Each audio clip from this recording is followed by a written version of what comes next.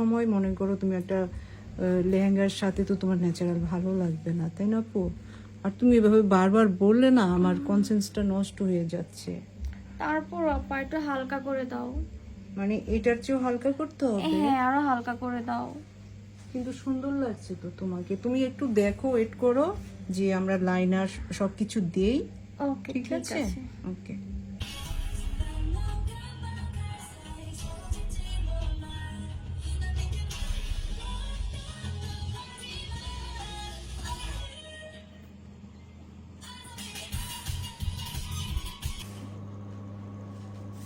হ্যাঁ মিম, হুম। চোখ বন্ধ রাখো। খুব জ্বালাইছিল না যে আপু সিম্পল দিও এটা করো।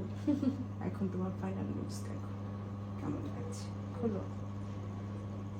ওয়াও, মাশাআল্লাহ। কি ঠিক আছে? হ্যাঁ, আমি তো আমাকে চিনতেই পারতেছি না। আসলে মিমের সাথে আমাদের এটা একটা অভিনয় হয়েছে।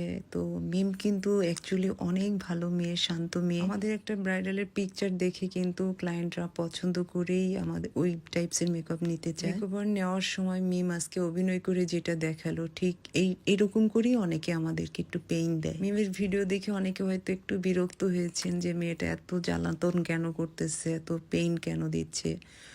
মিম দেখেন আমার ক্যাটটাকে কত আদর করতেছে, ও আসলে অনেক সফট আর শান্ত একটা মেয়ে। মিমকে আমি ফেসবুকে যতটা দেখেছি তার চেয়ে বেশি মিম অনেক কুল এবং অনেক শান্ত।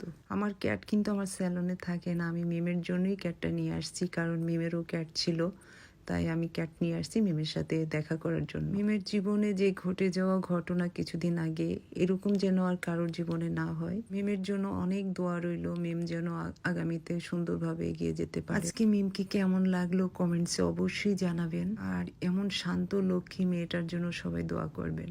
মিমের এটাই ছিল ব্রাইডালের প্রথম শ্যুট। তো নতুন হিসাবে মিমকে কেমন লাগলো আপনারা সবাই কমেন্টসে জানাবেন। ভালো থাকবেন, আল্লাহ হাফেজ।